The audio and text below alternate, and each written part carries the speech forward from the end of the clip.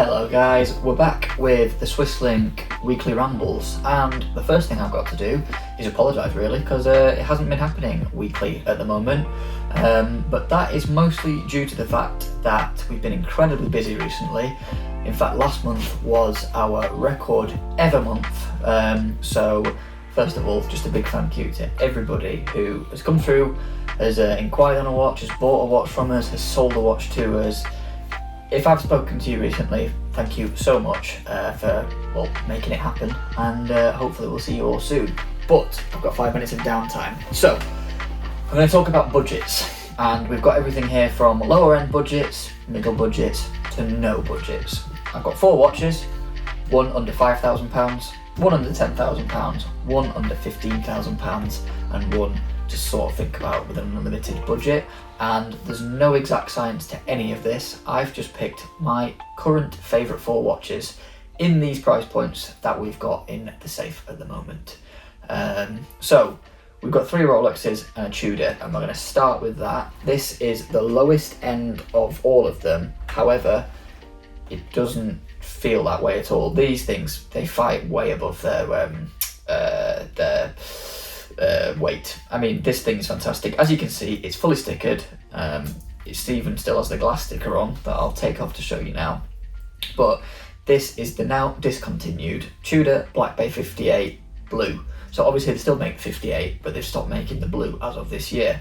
And I am a bit upset by that, but they started doing the 54 in the blue, which pops a bit more like a bluesy, so it swings and roundabouts. But this was a cool watch. 39mm, nice slim case. I've been wearing the Black Bay Pro recently, and it's got that same sort of size, but it's a lot chunkier, and I think these sit a little bit nicer on the wrist. Depends what you like, but yeah, this is a lovely watch in all ways. It's a perfect everyday dive watch. So it's fully stickered, it's a 2020 model, never ever been worn, case back, side stickers, bracelet stickers, glass sticker, everything.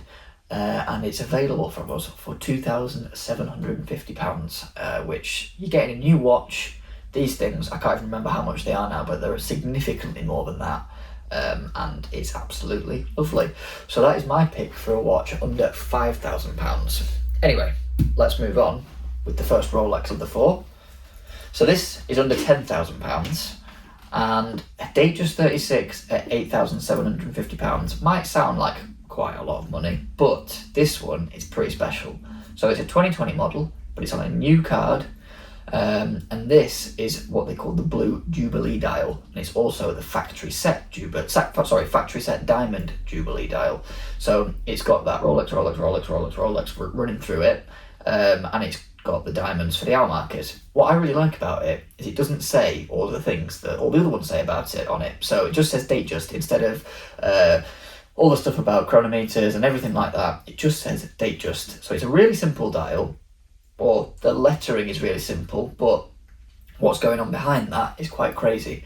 But it's on one of the nice modern Jubilee bracelets, very well put together. This one it's a lovely full set, available for £8,750, and it's in a lovely condition. I think these will only go up in value because they're going to get rarer and rarer as you see less of this dial around. So that is a watch under £10,000. Now then, a watch under £15,000, and this is the Land-Dweller. This is an unworn 2026 model. Some people love this watch, some people hate this watch. I love it. I prefer it in 36 over 40. I think they're both quite wearable, but especially for myself, the 36 wears nicely, wears a little bit bigger than most 36s like this Datejust, due to the fact that it's got the slightly bigger shoulders and integrated bracelet. But I really think these watches are cool. I like the open case back, the bracelet is fantastic, the square flat link 5, I love it. It sits lovely on the wrist. The one thing I don't really like about it is the honeycomb dial, but I get they had to do something different for a new model, but I'd love to see just a flat matte dial like they put in the Oyster Perpetuals now in something like this. I think that'd be really cool, but I do believe if they ever did change the dial or come out with new colours, these white ones are just gonna flop in the market. They're already not performing nearly as well as they were about a year ago, but yeah, I think if they do bring out, for example, a green or a blue in the honeycomb dial, these will flop, or if they brought out any other dial with colours, then this would also flop. But it's a lovely watch, I think it's really cool, and it's available from us now, 2026, full set, unworn, for £14,950. So it just sits under that £15,000 mark. So there we go, we've got 3 steel watches, a Tudor and 2 Rolexes, all different models, all different ranges, and now we've got something that somebody may buy if they have no budget. And this is a watch that I've always hated in a strange way. It's the Yacht-Master II, but recently I've really grown to actually quite like it. So obviously this watch is huge. It's a chunk of gold. I don't think I could ever get away with wearing it at 44mm. It's just too big for me. It's huge. But there's a couple of reasons why I think this is really cool. One is the savings you get compared to retail. So obviously we're onto the new reference of these now, the 126688. This is the 11 because it's from 2019.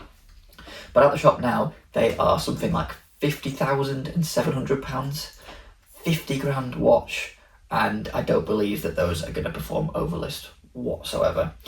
And this is a 2019 full set available from us for £29,950. So it's just below £30,000, which means you're knocking over £20,000 off the new retail price for, well, one of the heaviest, if not the heaviest watch in gold that Rolex makes.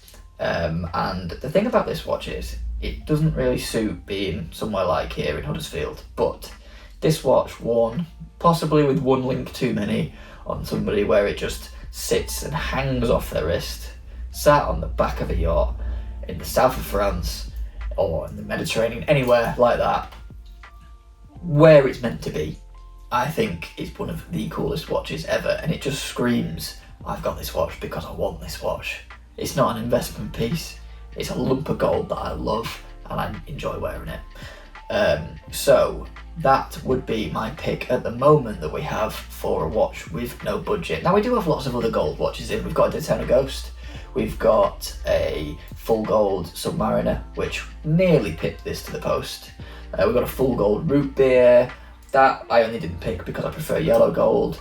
So we've got lots of gold watches, but I honestly do think at the moment this is the coolest one. But there you go. A watch under £5,000, a watch under £10,000, a watch under £15,000, and a watch for somebody with no budget. Which one is your favourite? You'll have to let me know down below. But I honestly think for me, if I was going to wear one of these every day, it'd be the Tudor. If I was going to buy one for collectability, it would be the 2020 Datejust with the Jubilee dial. If I could just have it to have it, it'd be that, the Yacht-Master. But I think the coolest, I think the best wearing watch, the watch I would actually pick up every day to wear would be the 36mm Land-Dweller. But let me know down below which is your favourite. Cheers guys, thanks again for making thanks again for last month for making that happen, and I'll speak to you all soon. Cheers.